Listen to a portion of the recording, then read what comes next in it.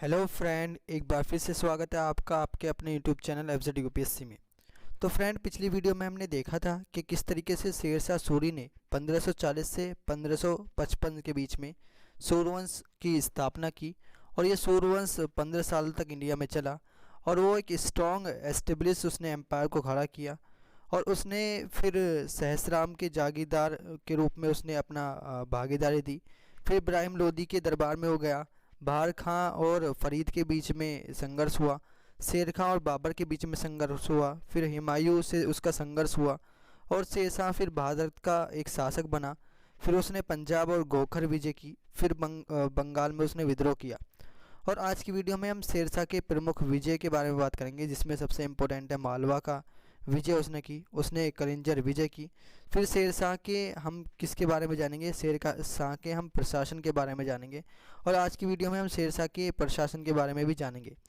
और फिर हम नेक्स्ट वीडियो से हम क्या शुरू करेंगे, अकबर को शुरू करेंगे।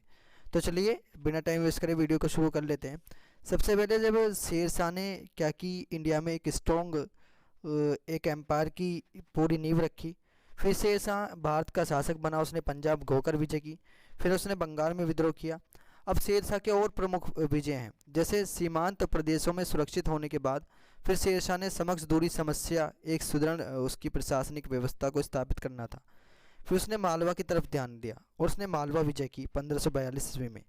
बंगाल से लौटने के पश्चात शेरशाह ने मालवा की ओर ध्यान दिया। इस समय मालवा पर मल्लू खां का अधिकार था।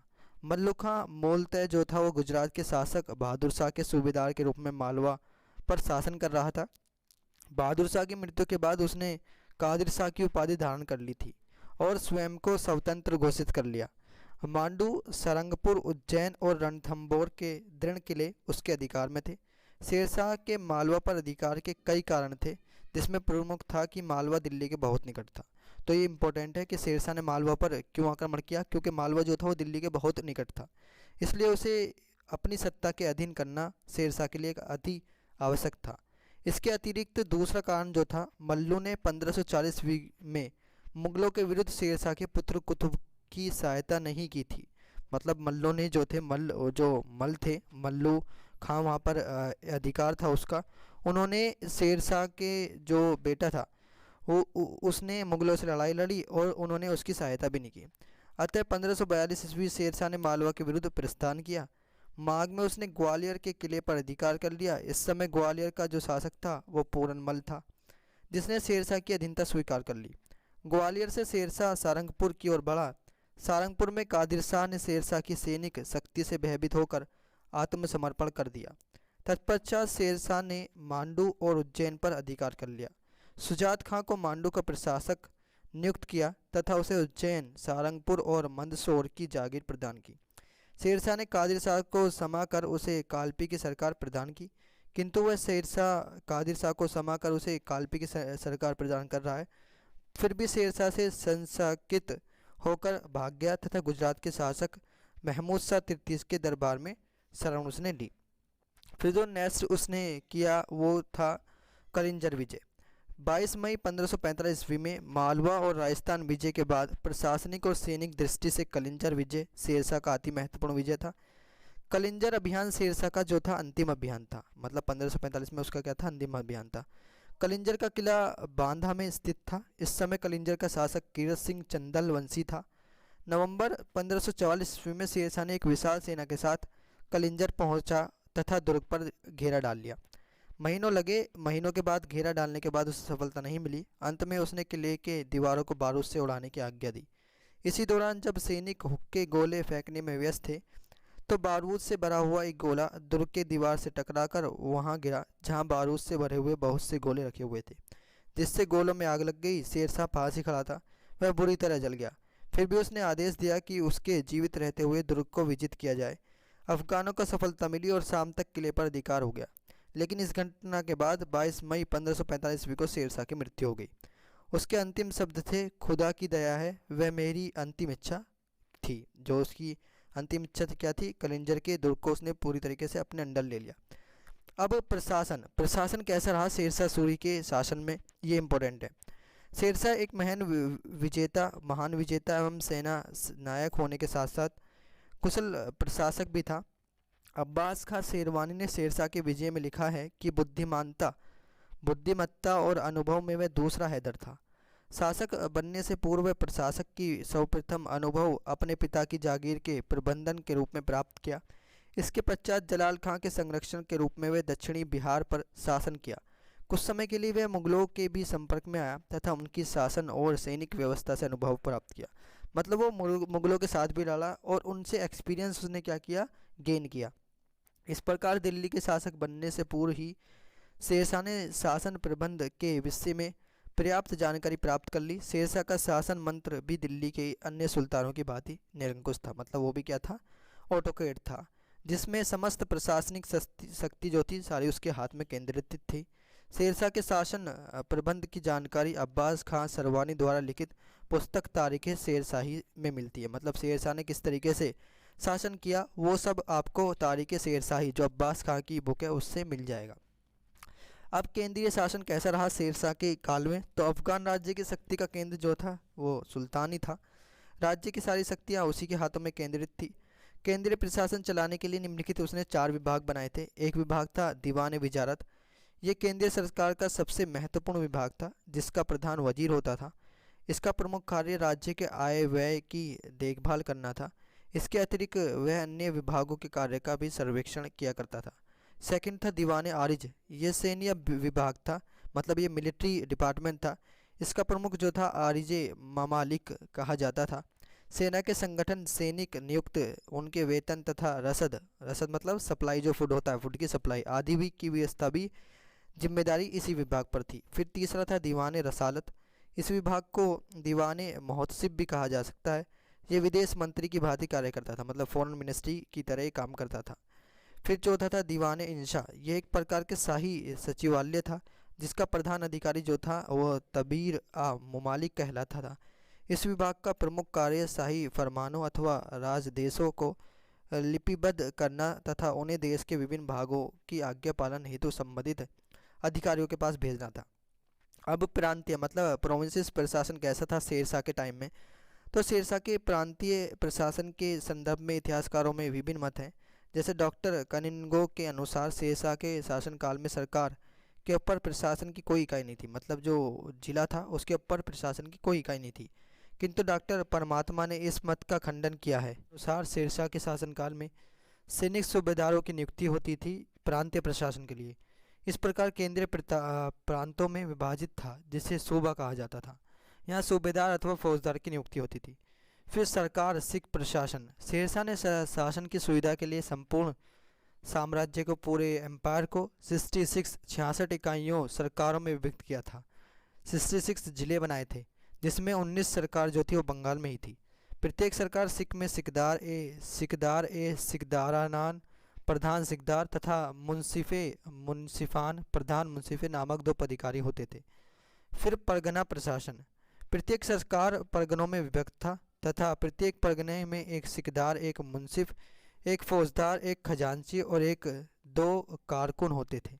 सिकदार के साथ एक सैनिक दस्ता होता था जिसका कार्य परगने में शांति स्थापित करना था। मुंसिफ का कार्य दीवानी मुकद्दमों का निर्णय करना तथा भूमि की नाप एवं लगान व्यवस्था की देखभाल करना था। फौजदार परगने का खजांची था। कारकुन का कार्य हिसाब किताब लिखना था। खाते फारसी तथा स्थानीय भाषा हिंदी दोनों में लिखे जाते थे।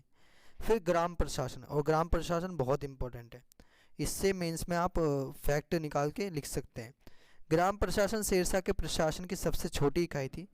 प्रत्येक परगना जो जिला था कई ग्रामों में विभक्त था। गांव का प्रमुख अधिकारी मुकद्दम अथवा मुखिया होता था जो गांव में शांति व्यवस्था के लिए उत्तरदायी था। गांव का दूसरा अधिकारी पटवारी था जो कृषकों, उनकी भूमि एवं उपज का ब्यौरा रखता था। फिर सैनिक संगठन। शेरशाह ने एक विशाल सैनिक संगठन का गठन किया। अलाउद्दीन खिलजी की भांति उसने भी केंद्र में एक शक्तिशाली सेना रखा।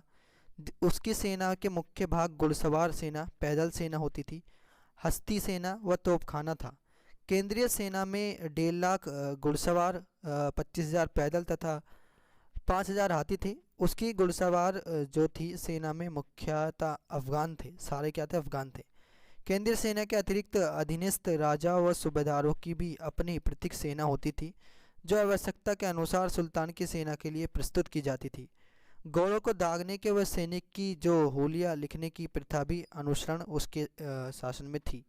फिर पुलिस व्यवस्था कैसी थी उसके शासन में? तो शेरशाह के शासनकाल में पुलिस व्यवस्था की कोई पृथक व्यवस्था नहीं थी, कोई अलग व्यवस्था नहीं थी। विभिन्न अधिकारी अपने अपने क्षेत्र में शांति व्यवस्था स्थापित करते थे। प्रत्येक परगने में यह एक दायित्व सिकदार एवं सिकदारान प्रधान सिकदार का होता था। इसी प्रकार ग्रामों में शांति व्यवस्था स्थापित रखने की जिम्मेदारी चौधरियों व मुकद्दम की होती थी। फिर गुप्तचर विभाग था एक। शेरशाह ने एक संगठित गुप्तचर प्रणाली की स्थापना की। उसने अपने साम्राज्य के विभिन्न भागों में अनेक गुप्तचर नियुक्त किए, जिनका कार्य साम्राज्य के जो अंतर्गत होने वाली विभिन्न घटनाओं एवं स्थितियों से सुल्तान को अगना पूरी तरीके से अवगत करना था।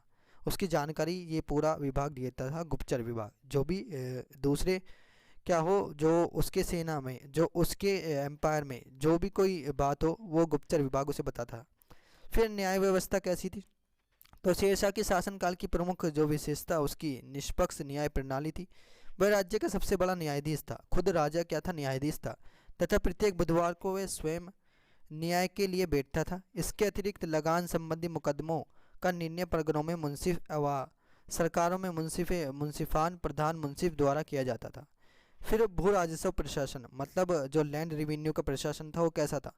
तो शेरशाह के सुधारों में सबसे अधिक महत्व राजस्व संबंधी सुधारों को दिया जाता था। राज्य की आय का मुख्य जो राज्य का रेवेन्यू आता था वो भूमि कर से ही आता था, लैंड रेवेन्यू आता था, लैंड टैक्स आता था और लगान आता था।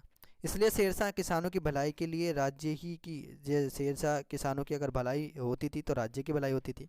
उसने स्पष्ट आदेश दिया था कि लगान लगाते समय किसानों के साथ सहानुभूति सिंपैथी की जाए। युद्ध के समय में इस बात का ध्यान रखता था कृषि को कोई हानि नहीं पहुंचे, और जो हानि जो हो जाती थी उसकी पूर्ति की जाती थी। इसलिए उसे अकबर का अग्रगामी माना जाता है। शेरशाह की भू राजस्व व्यवस्था मुख्यतः रैयतवाड़ी थी, जिसमें किसानों से प्रत्यक्ष संपर्क किया जाता था। बिल्कुल डायरेक्ट किसानों से उसका संपर्क होता था। किंतु यह व्यवस्था पूरे साम्राज्य में लागू नहीं थी। मुल्तान, मालवा, राजस्थान व पश्चिमी पंजाब आदि प्रदेशों में भू राजस्व आकलन की पूर्ववर्ती बटाई, गल्ला, बख्शी एवं कानकूत नस्क़े या मुक्तई प्रणालियों की प्रचलित थी। फिर लगान की राशि निश्चित करने के लिए शेरशाह ने राज्य की समस्त भूमि की माप कराई। इस कार्य के लिए उसने अहमद खां को नियुक्त किया। भूमि मापन के लिए गज-ए सिकदारी का प्रयोग हो जाता, मतलब जो इंस्ट्रूमेंट लैंड को मेजर करने के लिए यूज़ होता था वो क्या होता था? गज-ए सिकदारी। भूमि का मापन हमेशा क्या होता था? बीघों में किया जाता था। भू राजस्व निर्धारण के लिए रई अथवा फसल दरों की सूची तैयार की जाती थी। भूमि की तीनों श्रेणी में अगर बात करें तो औसत उपज का 1/3 भाग लगान के रूप में निश्चित किया जाता था, किंतु मुल्तान से उपज का 1/4 लगान के रूप में क्या लिया जाता था? कर लिया जाता था। शीघ्र नष्ट होने वाली वस्तुओं को लगान जो था वो नकद में ही देना होता था। किसानों को फसल के अनुसार वर्ष में 2 बार लगान जमा करना पड़ता था, मतलब 2 टाइम्स टैक्स देना पड़ता था एक साल में। किसानों को सरकार की ओर से पट्टे दिए जाते थे, जिसमें निर्धारित जो लगान का ब्यूरो होता था, किसान कबूलियत पत्र के द्वारा इन्हें स्वीकार करता था। भू राजस्व के अतिरिक्त कृषकों से अन्य कर के रूप में जैसे जरीबाना एवं महासिलाना वसूल किया जाता था। जहीरबाना जो सर्वश्रेष्ठ शुल्क था, जो भू राजस्व का 2.5% वसूला किया जाता था, जिसे जकात भी बोलते हैं।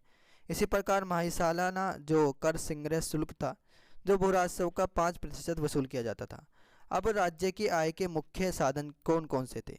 तो राज्य की आय का मुख्य साधन भू राजस्व था, मतलब लैंड टैक्स था, लैंड रेवेन्यू था। इसके अतिरिक्त लावारिस संपत्ति, व्यापारिक कर, टकसाल, टकसाल जहाँ पर नोट क्या होते हैं, मेल्टिंग होती है नोटों की, उसे टकसाल बोलते हैं।